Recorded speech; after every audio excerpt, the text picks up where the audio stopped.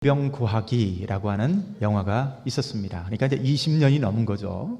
1998년이니까 그 유명한 감독 스티븐 스필버그가 감독한 정말 명작 중에 명작입니다.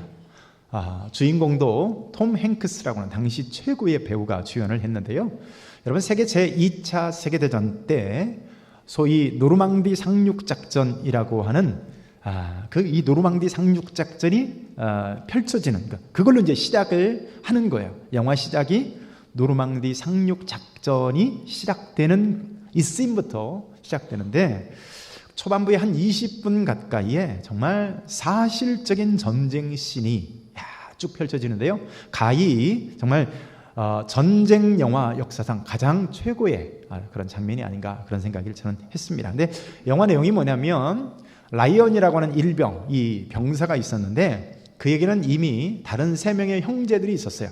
다른 3명의 형제들이 이미 그 세계 제2차 대전에 참전했다가 이미 사망을 한 거예요.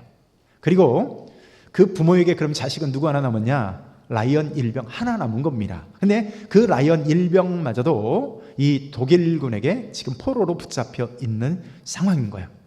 그래서 참모들이 어떤 결정을 해요? 이 라이언 일병은 구해야 된다. 그 사람마저도 죽게 할 수는 없다. 왜냐하면 그러면 이제 전쟁에서 다 잃는 거잖아요, 자녀들을. 그러니까 이제 아무튼 그런 결정을 내려가지고 유격 대원들 8명을 여러분 그 독일군 이렇게 적진 한복판으로 침투를 시키는 것이죠. 정말 전쟁의 씬이 아주 정말 치열하고요.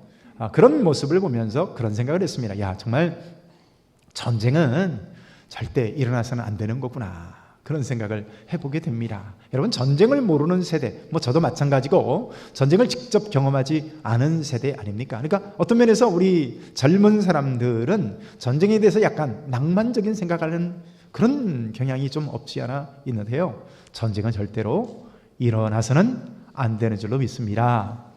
네, 그런 전쟁이 영화로만 끝나면 얼마나 좋겠습니까? 여러분, 지금 우리나라를 둘러싼 안보 상황이 매우 위태위태합니다. 여러분, 북한은 계속해서 수위를 높여가면서 미사일을 발사하고 있잖아요. 또 미국은 정말 유례 없이 매일 정말 이 한반도 상공에 그 값비싼 정찰기를 띄워대고 있습니다. 제가 들은 바로는 그 정찰기가 1시간 나는데 수천만 원씩, 정말 천문학적인 비용이 든대요. 잘 이해가 안 가죠? 근데 아무튼 그렇대요. 근데 그런 그 정찰기가 몇 대씩 혹은 10대가 넘어가는 그 최고의 정찰기가 계속 여러분 한반도 상공을 날고 있다는 건 뭐를 얘기합니까? 그만큼 한반도의 긴장 수위가 높아졌음을 의미하는 거예요. 참, 북한은 올 연말까지 최후 통첩을 선언하고 전쟁을 불사하겠다, 이런 얘기를 하고 있는 상황이고, 미국은 어때요?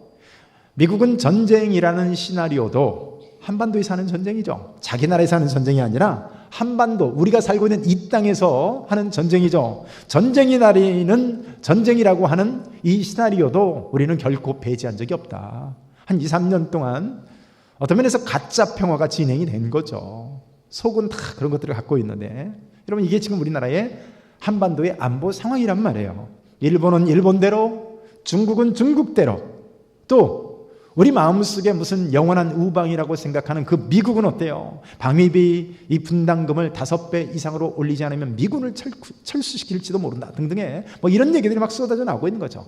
한마디로 답이 없는 상황 아니겠어요? 자, 이런 전쟁이라는 것이 또한 이 총칼로만 하는 전쟁이 단가? 여러분, 우리들에게는 우리가 신앙생활하고 있는데 여러분, 영적인 이 싸움이라고 하는 영적인 전쟁이 있습니다. 베드로전서 5장 8절을 보세요. 근신하라, 깨어라, 너희 대적 마귀가 우는 사자같이 두루다니며 삼킬 자를 오늘도 찾고 있다고 말을 하는 거예요.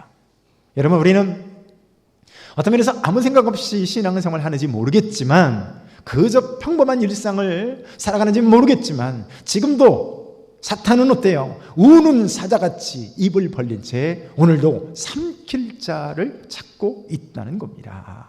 여러분, 그렇게 성도들을 쓰러뜨리기 위해서요, 영적으로 총알이 빗발치듯이 미사일이 날아오고 총알이 날아가고 등등, 그것만 전쟁이 아니라 죽고 사느냐, 또 누가 죽느냐의 이 치열한 영적 싸움이 우리 성도들을 넘어뜨리기 위해서 호시탐탐 진행이 되고 있다는 거예요. 여러분, 우리가 날마다 사실은 이 전쟁을 치르고 있는 겁니다. 여러분, 오늘 본문을 보세요. 드디어 압살롬의 군대와 다윗의 군대가 치열한 싸움이 시작되어집니다. 여러분, 참 비극적인 싸움 아니겠어요? 왜 그렇습니까? 아버지와 아들과의 싸움인 거예요. 얼마나 비극적입니까? 그러나 여러분, 결국에는 다윗의 군대가 승리합니다. 여러분, 상식적으로 보나 누가 이겨야 맞습니까? 숫자로 보나 뭘로 보나요? 압살롬의 군대가 이기는 것은 어쩌면 너무나 당연시 되어지는 그런 전쟁 상황이었어요. 그런데 누가 이겼다고요? 다윗이 이겼습니다. 다윗과 함께한 그의 군대가 이겼다는데, 여러분, 오늘 그 이유가 뭔지를 본문을 통해서 저와 여러분들이 함께 살펴보려고 합니다. 여러분, 다윗의 군대가 이길 수밖에 없는 중요한 이유들이 있는데요. 자, 먼저 다윗의 태도를 한번 보세요. 자, 1절과 2절을 보면 다윗은 군대를 세 장군들에게 맡기지만, 자, 2절 끝에 가보면요, 나도 반드시 너희와 함께 가리라 라고 해요. 다윗이 어떻게 한다고요? 그가 왕이 아닙니까? 그 위험한 전쟁을, 다윗만을 죽이겠다고 하는 그 위험한 전쟁을 왕인 그 자신이 나도 반드시 너희와 함께 하겠다는, 이게 다윗의 리더십이었던 것이죠. 제가 축구를 좋아하는데요, 축구 감독들을 보면 두 가지 유형의 감독들이 있습니다. 여러분, 이 게임이라는 게 이길 때도 있고 질 때도 있는 거 아니겠어요? 그러니까 이렇게 실패할 때도 있다는 거죠. 원하는 성적을 못 낼 때가 있다는 거예요. 근데 그 실패했을 때 두 가지 유형의 부류의 감독이 있더라는 것이죠.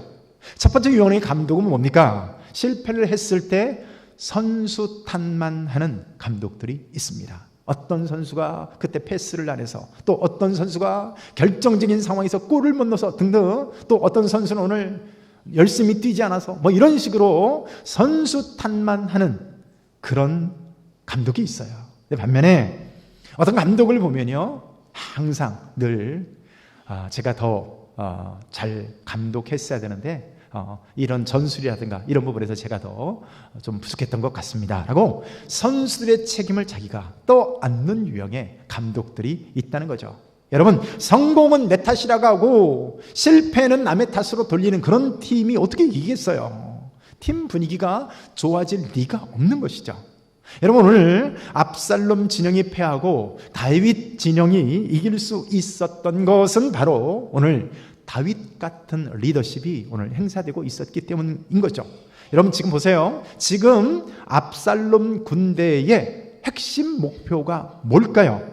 오직 다윗 한 사람만 죽이겠다는 거예요. 다윗만 죽이면 하면 그들의 목표는 다 달성하는 거예요. 근데 여러분, 다윗은 어때요? 자기 살자고, 야, 니들끼리 가, 이러지 않았다는 거예요. 내가 죽고 사는 그 싸움에 그들은 나 하나만 죽이려고 덤비지만 그 싸움에 내가 동참하겠다라고 여러분, 리더십의 모습을 보여주고 있는 거죠. 여러분, 또 다른 다윗의 신복들, 그러니까 그런 지휘자들의 모습을 보면요, 우리 7절을 보면 거기서 이스라엘 백성이 다윗의 부하들에게 패함에 이렇게 돼 있어요. 여러분, 지금 다윗의 부하들에게 패했다. 여러분, 예전 성경을 보면 다윗의 신복들에게 패했다 이렇게 돼 있어요. 여러분, 이 다윗의 신복들의 충심이 어떠했는지를 보여주는 대목입니다. 여러분, 비록 압살롬의 대군에 비해서요, 보잘것없는 소수의 병력이었지만 다윗을 향해서, 다윗을 중심으로 해서 그 엄청난 이런 충심, 헌신, 이런 것들이 있었기 때문에 여러분, 오늘 압살롬의 군대를 이길 수 있었다는 거예요. 이런 보좌관들의 헌신이 있었기 때문에 여러 가지 열악한 상황임에도 불구하고요, 여러분 다윗의 군대가 이길 수 있었다는 거예요. 여러분 보세요. 다윗은 위험하지만 자신의 용사들과 함께 가기를 원하고, 그리고 다윗의 신복들은 다윗을 만류하면서 자신들이 죽기를 다하더라는 거예요. 여러분, 우리 18장 8절을 같이 한번 읽을까요? 18장 3절입니다. 3절 시작. 백성들이 이르되 왕은 나가지 마소서. 우리가 도망할지라도 그들은 우리에게 마음을 쓰지 아니할 터이요, 우리가 절반이나 죽을지라도 우리에게 마음을 쓰지 아니할 터이라. 왕은 우리 10,000명보다 중하시오니 왕은 성읍에 계시다가 우리를 도우심이 좋으니이다 하니라. 여러분, 다윗을 향한 마음이 어떠했는지를 보여주는 거예요. 다윗은 신복들을 향해서 함께 죽기를 원하고, 그리고 백성들은 다윗을 위해서 참 이 목숨 하나 초계와 같이 던지기를, 그런 각오로 전쟁에 임하고, 여러분 다윗을 중심으로 해가지고 철저하게 하나가 되어 있는 거예요. 여러분, 이런 군대는 패하지 않습니다. 이런 나라는 패망하지 않는 거예요. 그렇게 이런 서로를 향해 마음을 가진 교회도 역시요, 좋은 교회가 될 수밖에 없습니다. 오늘 그런 팀 스피릿을 가진 교회. 여러분, 어떤 분이 사석에서 저에게 그런 말씀을 하더라고요. 목사님 오시고 나서요, 교회 분위기가 많이 바뀌었는데 360도 바뀐 것이 아니라 380도 바뀌었대요. 네, 그러면 사실 20도밖에 안 바뀐 건데 어떤 의미인지는 아시겠죠? 많이 분위기가 달랐다, 뭐 그런 얘기를 하시면서 이렇게 다른 분들에게 목사님 자랑을 한다는 얘기를 제가 참 감사하게 들었습니다. 여러분, 저도요 제 동기들에게 자랑 많이 하는 거 아세요? 왜냐면 뭐 도시에서 이렇게 목회하시는 우리 친구들 얘기 들어보면, 여러분 우리 신태인 지역에서 신앙생활하고 있는 우리 여러분들 같은 이런 소위 이 정이라는 것이 없어요. 제가 참 감사한 것 중에 하나가 뭐냐면, 우리 성도들은 어떤 마음을 갖고 있냐면, 호박 하나를 따도 목사님이 먼저 드셔야 한다고 하는 이런 마음이 여기는 남아 있어서, 신방을 가거나 뭐 할 때도 그렇게 뭐라도 싸주고 싶어가지고 오히려 안 먹으면 혼납니다. 그 정도로 이런 따뜻한 마음들이 있는, 여러분 여기에 있는 장점이 있는 거죠. 그래서 저도 우리 성도님의 따뜻한 마음들을 막 자랑하는 거예요. 여러분, 되는 교회는 어떤 교회가 될 교회일까요? 여러분, 성도들은 목사님을 막 자랑하고, 아멘 안 하시지만 성도들은 목사님을 막 자랑하고, 목사는 성도들을 자랑스러워하고, 이런 교회가 될 교회예요. 여러분들이 새가족이라고 하면 어떤 교회를 등록하시겠습니까? 왠지 들어오면 따뜻하고, 성도들의 얼굴에서 웃음이 떠나질 않고, 기쁨과 은혜와 감사가 얼굴에 그냥 저절로 피어있는, 여러분 이런 교회 아니겠어요? 이렇게 왠지 따뜻한 교회가 있는 반면에, 여러분 저도 여러 교회를 초빙받아서 가서 설교를 할 기회가 있는데, 어떤 교회는 가면요, 누가 저에게 얘기를 안 해줬는데도 불구하고요, 벌써 들어가면서 성도들의 얼굴 보니 쎄한 교회가 있어요. 찬바람이 쌩쌩 불고, 어떤 교인들 하나, 웃는 사람 하나 없고, 마치 다 빚받으러 온 사람들 같아요. 앉아있는 사람들이. 그런 상태에서 설교하는 거 죽을 맛입니다. 여러분들 같으면 어떤 교회를 등록하고 싶겠어요? 여러분, 어떤 교회가 그런 교회라고요? 목사는 성도들을 자랑스러워하고, 성도들은 목사님을 한없이 자랑하고, 여러분 이런 교회가 될 교회, 은혜스러운 교회, 성장하고 부흥하는 교회가 될 줄로 믿습니다. 그렇습니다. 여러분, 오늘 다윗을 보세요. 다윗이 참 함께 죽고자 하고, 백성들은 그런 다윗을 끝까지 만류하면서 자신들이 죽고자 한다는 거예요. 그러나 여러분, 압살롬 군대를 보세요. 그들의 군대 목표가 뭐예요? 죽이는 것. 다윗만 죽이는 것. 다윗은 반드시 죽이겠다는 거죠.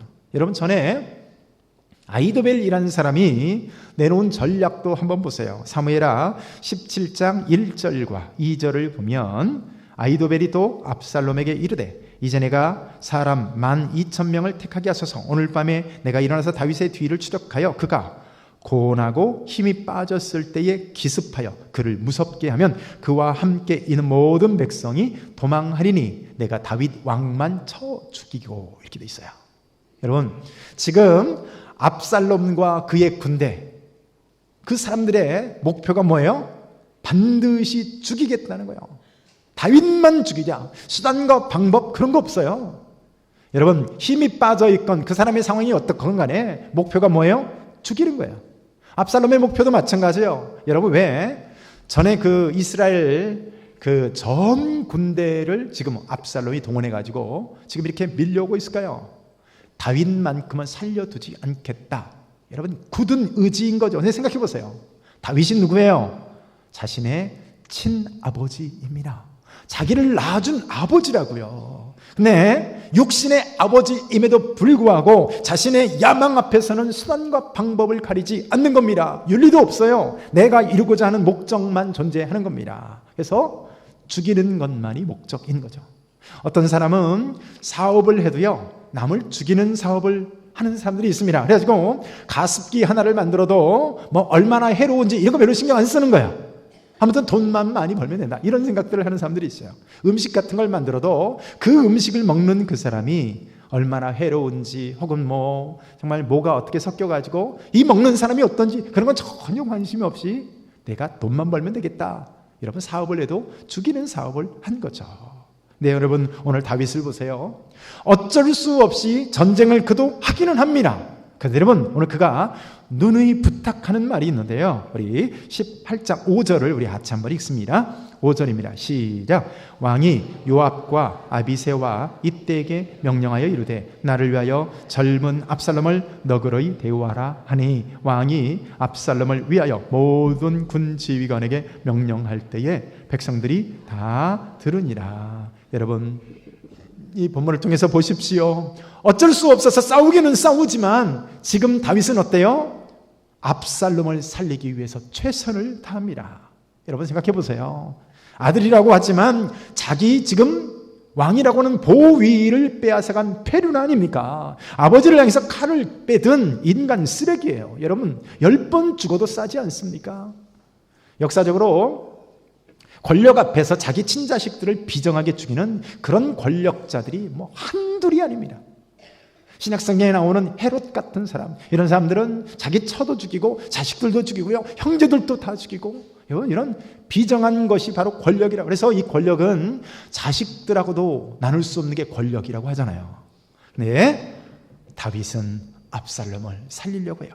자식은 어떻게 하든지 아버지를 죽이려고 하는데 다윗은 그 군대가, 자신의 군대가 혹시라도 압살롬을 해칠까 죽일까 걱정하는 거예요. 여러분, 따지고 보면 압살롬은 원수인 겁니다. 사사롭게는 자식이지만 정적이고 지금 자신의 목숨을 취하고자 하는 지금 원수인 거예요. 그가 죽지 않으면 내가 죽는 거예요. 그럴지라도 다윗은 어때요? 살리고자 하는 거죠. 여러분, 이 목표의 차이를 아시겠어요?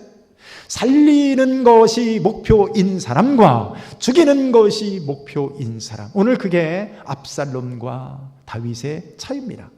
여러분, 사울왕 같은 경우도 마찬가지예요. 사울왕에게 있어서 인생의 목표가 있다면 뭐예요? 그가 왕으로 있지만 그가 왕으로서 했던 일을 보면 다윗 죽이는 것, 그게 그의 인생의 목표고 자기가 왕으로서 있는 것의 목표인 거예요. 그래서 수도 없이 자객들을 보냅니다. 그 친히 군사들을 이끌고 와서 다윗을 죽이려고 한 적이 한두 번이 아니에요. 어쩌면 그가 보유에 있는 동안에 자기가 가진 모든 역량을 총집결해서 한 행동이 뭡니까? 다윗 죽이기입니다. 죽이는 것. 그런데 다윗을 보세요. 그런 사울, 여러분, 자신을 수도 없이 죽이려고 하고, 참 사사롭게는 장인인데 장인이라는 사람이 자기를 수도 없이 죽이려고 하고 자객들을 보내고 올무를 파놓고 함정을 파고, 또 그런 자기 사비를 밀고 하지 않았다고 성읍 전체에 있는 사람들 다 죽이고 뭐 등등, 이런 참 사람이에요. 근데 다윗은 그런 사울을 죽일 기회가 2번씩이나 있었음에도 불구하고요, 다윗은 죽이지 않습니다. 여러분, 우리가 흔히 그런 얘기 하잖아요. 누워서 떡 먹기, 그런 얘기 하잖아요. 누워서 떡 먹기가 그렇게 쉽지만은 않지만 여러분, 어려운 일이 아니잖아요. 가끔 이 콩고물이 얼굴로 떨어져서 난감하긴 하지만, 혹은 식은 죽 먹기 등등 이런 얘기도 하고. 근데 여러분, 다윗이 사울을 죽이는 데 있어서요, 여러분 그냥 들고 있는 거 내리꽂기만 하면 끝나는 거예요. 그런 상황이 2번이나 있었어요. 근데 여러분, 자기 자신을 죽이려고 했던 그런 원수, 10수년을 자신을 궁지로 몰아넣고 수많은 날들을 정말 생사의 기로 앞에 서게 만들었던 원수 중에 원수. 그런데 왜 다윗은 미워하지 않았을까요? 왜 같이 죽이려 하지 않았을까요? 여러분, 다윗은 진정한 이김이 뭔지를 알기 때문에 그런 것이죠. 로마서 12장 21절을 보면 여러분, 악에게 지지 말고 선으로 악을 이겨라 라고 말씀합니다. 아멘 합시다.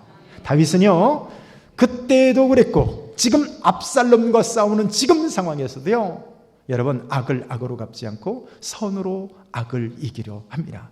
압살롬이 얼마나 악한 겁니까? 얼마나 패륜합니까? 얼마나 용서받을 수 없는 사람입니까? 그러나 다윗에게는 하나님의 마음이 있었던 거예요. 그 마음이 바로 선으로 악을 이기는 마음인 것입니다. 여러분, 어떻게 예수님께서 말씀하실 때 원수를 사랑하라고 하지만 어떻게 원수를 사랑할 수 있습니까? 세상 원리는 불가능한 거예요. 그러나 십자가의 은혜를 경험한 사람은 그렇게 살게 됩니다. 십자가의 은혜를 경험한 사람은요, 원수를 사랑할 수 있고 사랑하면서 살아가는 거예요. 여러분, 스데반의 죽음을 보세요. 자신을 지금 돌로 쳐서 죽어가고 죽게 만드는 그 사람들을 보면서 스데반이 어떻게 기도합니까? 여러분, 그들을 위해서 기도하는 거예요. 주여, 내 영혼을 받으시옵소서라고 기도하면서 저들은 지금 자신들이 하는 일을 모릅니다. 저들을 위해서 기도하는 거예요. 어떻게 그게 가능해요? 여러분, 예수님이 그렇게 죽으셨기 때문에 그런 거예요. 누구를 위해서? 나를 위해서. 예수님이, 죄 없으신 예수님이 그렇게 십자가의 길을 가시고 침뱉음과 모욕과 온갖 것을 다 당하시고 십자가에서 죽으셨기 때문에, 그리고 예수님께서 죽으실 때 어떻게 말씀하십니까? 온갖 저주를 다 퍼붓고 욕하는 그 사람을 향해서 예수님이 뭐라고 말씀하세요? 누가복음 24장 3장 34절을 보면 이에 예수께서 이르시되 아버지, 저들을 사하여 주옵소서, 자기들이 하는 것을 알지 못함이니이다 하시더라. 그들이 그의 옷을 나눠 제비 뽑을세. 여러분, 십자가의 은혜가 있는 사람은 오늘 이렇게 예수님과 같은, 오늘 스데반과 같은, 여러분 이렇게 기도하며 오늘 다윗과 같은 삶을 살 줄로 믿습니다.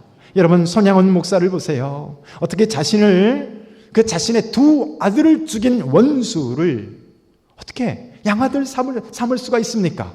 세상에 이런 미친 사람이 어디 있어요? 세상 논리로 따지면 결코 있을 수 없는 사람이죠. 여러분, 생각해 보세요. 죽이는 것이 목표인 압살롬 같은 사람은 여러분 결국에는 승리할 수가 없는 겁니다. 여러분, 이 세상에서 돈 벌고 출세할 수는 있어요. 그러나 최종 승리는 누구에게 있을까요? 하나님 앞에서 결국 이기는 사람은 바로 다윗과 같은 사람인 줄로 믿습니다. 여러분, 긍휼과 자비야말로 우리 그리스도인이 가져야 될 최선의 무기임을 잊지 마시기를 축복합니다. 오늘 본문을 보면 다윗의 군대가 이길 수밖에 없는 가장 결정적인 이유가 등장을 하는데요, 우리 18장 8절 말씀을 같이 한번 봅니다. 시작. 그 땅에서 사면으로 퍼져 싸웠으므로 그날에 수풀에서 죽은 자가 칼에 죽은 자보다 많았더라. 아멘. 여러분, 압살롬의 군대가 패해서 사상자가 2만 명이 넘어가는데, 여러분 잘 보세요. 대부분 지금 어디서 죽었다고 말을 합니까? 수풀에서 죽었다는 거예요. 자, 이게 무슨 말이냐?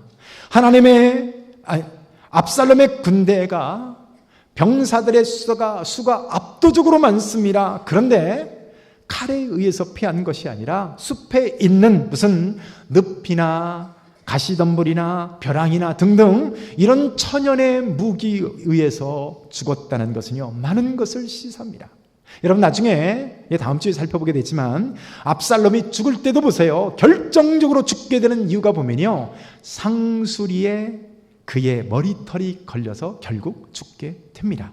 상수리 나무에 머리털이 걸려서 죽게 돼요. 여러분, 오늘 이 전쟁을, 그 싸움을 누가 주도했다는 얘기입니까? 바로 우리 하나님께서 그 싸움을 주도하셨다는 얘기요.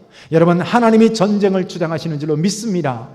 숲을 만드신 이가, 그 하나님이 이 전쟁의 성패를 좌우하더라는 겁니다. 하나님께서 지으신 이 지형지물을 통해서 하나님이 친히 역사하신 거예요. 다윗을 도우신 거예요. 다윗을 어떻게 해요? 승리케 하신 거예요. 여러분 생각해 보세요. 지금 똑같이 다윗의 군대나 압살롬의 군대나 똑같이 숲속에서 들어가 싸우고 있습니다. 근데 어떻게 숲풀에서 죽은 존재는 죄다 압살롬의 군대일까요? 여러분, 하나님이 그렇게 하신 줄로 믿습니다. 여러분, 여호수아가 치른 전쟁 가운데서도요, 비슷한 상황이 벌어지는데, 여호수아가 기브온 사람들을 구하기 위해서 치러야 했던 싸움입니다. 근데 여호수아서 10장 11절 말씀 우리 같이 한번 읽습니다. 시작. 그들이 이스라엘 앞에서 도망하여 벳호른의 비탈에서 내려갈 때에 여호와께서 하늘에서 큰 우박덩이를 아세가에서 이르기까지 내리심에 그들이 죽었더니 이스라엘 자손의 칼에 죽은 자보다 우박에 죽은 자가 더 많았더라. 여러분 보세요. 우박이 어떻게 내려? 똑같이 내리고 있어요. 근데 어떻게 똑같이 우박이 내리는데 적군들은 그 우박에 죽고 여호수아의 군대는 살 수 있었을까요?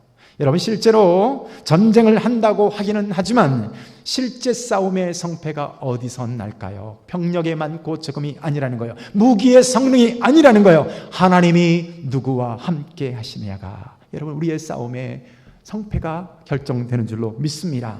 여러분, 더 중요한 건요, 다윗은 이 싸움에서 결코 질 수 없는 싸움을 하고 있는데요, 이유가 뭐예요? 하나님이 다윗과 함께 하시기 때문인 줄로 믿습니다. 그런데 중요한 건 뭐예요? 압살롬에게는 그 하나님이 안 계시는 겁니다. 다윗은 그래서 지금 결코 질 수 없는 싸움을 하고 있는 것이죠.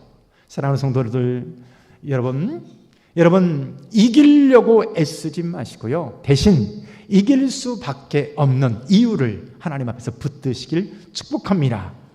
다윗은 지금 이길 수밖에 없는 이유를 갖고 있고요, 압살롬은 어때요? 이길 수 없는 이유를 갖고 있습니다. 여러분, 우리 그리스도인들의 이기면 어디서 오느냐? 병력이나 전술이나 혹은 돈이나 권력이나 이런 것이 아니라요, 하나님의 뜻이 어디 누구와 함께 하느냐가 중요합니다. 여러분, 미국 남북전쟁 때 있었던 일인데요, 여러분 당시 대통령이었던 에이브람 링컨이 흑인에게도 인권이 있다라고 하면서 노예를 해방하고자 했어요. 누가 부어주신 마음일까요? 하나님이 부어주신 마음이죠. 사람을 무슨 원숭이 잡듯이 가서 목에다가 쇠사슬을 이런 걸 묶어가지고 끌어다가 계집 같은 거에다 집어넣어가지고 끌고 와서 그렇게 팔고 등등, 여러분 온갖 학대를 당하는 이런 모습을 보면서 하나님이 아브라함 링컨에게 거룩한 마음을 부어주신 거예요. 여러분, 그래서 흑인들에게도 피부만 나를 뿐이지 인권이 있다를 부르짖으면서 노예를 해방시키길 원했습니다. 이것이 하나님의 뜻이다라고 믿었던 것이죠. 근데 당시에 기득권층이 결사적으로 반대합니다. 그래서 전쟁을 하게 되는데요, 3년씩 4년씩 전쟁이 계속 지속되고 있는데, 여러분 이 아브라함 링컨이 매일같이 단 한 번도 거르지 않고요, 매일같이 기도실에 들어가서 엎드려서 하나님께 기도합니다. 근데 계속 지는 거예요. 매일 지는 거예요. 그렇게 기도하는데도 몇 년 동안을 하는 싸움마다 계속 지는 거예요. 근데 한 번은 엔티에텀이라고 하는 가장 치열했던 전투고요, 가장 사상자가 많이 났던 전투였는데, 여러분 거기서 아브라함 링컨의 북군이 최초로 승리를 하게 됩니다. 가장 큰 전투였고 가장 치열한 전투였는데 그 전투에서 이긴 거예요. 근데 그때 이 장군 하나가 막 흥분이 돼서 이 에이브람 링컨에게 막 달려 쫓아왔습니다. 그리고 그런 말을 하는 거예요. 각하, 드디어 하나님이 우리 편에 서셨습니다. 이제부터 오늘부터 하나님 우리 편입니다. 왜냐하면 전세가 바뀌어질 것을 이렇게 봤기 때문에, 그런 상황 자체가 이제 북군 쪽으로 전세가 기울어졌다고 본 거예요. 그래서 어떻게 해요? 드디어 하나님이 우리 편입니다 라고 얘기한 거예요. 그때 에이브람 링컨이 뭐라고 얘기했을까요? 유명한 말을 합니다. 그런 소리 하지 말게 장군, 내가 그토록 기도하는 것은 이기게 해달라고 기도하는 것이 아니라 내가 하는 싸움이 하나님 편에 서서 하는 싸움이 되게 해달라고 기도하는 것일세. 여러분 이해가 되세요? 하나님 내 편 되어주세요가 아니라 여러분 독일군도 하나님 거기에 목사님이 있어요. 그래가지고 하나님 우리 편이 이기게 해주세요라고 기도하는 거예요. 연합군에게도 하나님 우리 편이 이기게 해주세요. 누가 이길까요? 여러분 독일군 이 혁대 안에 빠클이라고 하잖아요. 거기에 그런 문장이 써 있었대요. 하나님은 우리와 함께 하신다. 이 문장이 써 있었대요. 근데 누가 이겼어요? 독일군이 졌습니다. 여러분 하나님 우리 편 되어주세요가 아니라 오늘 다윗과 같이 아브라함 링컨과 같이 내가 하는 이 싸움이 어떻게 해요? 하나님 편에서 하는 싸움이냐 그렇지 않으냐 이것을 놓고 고민하는 거예요. 그것을 놓고 기도하라는 거예요. 아브라함 링컨은 하나님 내 편 되어주세요라고 기도하는 것이 아니라 내가 하는 이 싸움이 하나님 편에서 하는 싸움인가를 그것을 놓고 늘 하나님 앞에 엎드려서 기도했다는 것입니다. 여러분 우리가 인생을 살아가면서 신앙생활하면서 혹은 영적인 싸움에서 수많은 마치 우는 사자가 삼킬 자를 두루 찾는 것처럼 우리도 역시 영적인 치열한 전쟁터 가운데 있지만 여러분 누가 이기는 싸움을 할까요? 여러분 우리가 하는 싸움이 하나님 편에서 싸우는 그 싸움이 되시길 위해서 기도하시길 축복합니다. 믿음으로 이기는 싸움이 되시길 축복합니다. 그리할 때 하나님이 함께 하심으로 여러분 진정 이기고 승리하는 놀라운 은혜 역사 있을 줄로 믿습니다. 한 목소리로 한번 기도하시죠. 오늘도 기도할 때 하나님 오늘 하나님의 말씀을 통해서 우리가 말씀을 들었습니다. 다윗은 살리기 위한 싸움을 하였고 압살롬은 죽이기 위한 싸움을 하였습니다. 하나님 오늘 하나님의 뜻이 어디 있는지를 기억하는 우리 되게 하여 주옵소서. 내가 하는 싸움이 하나님 편에서 하는 싸움이게 하여 주옵소서. 우리 한 목소리를 한번 기도하십니다. 하나님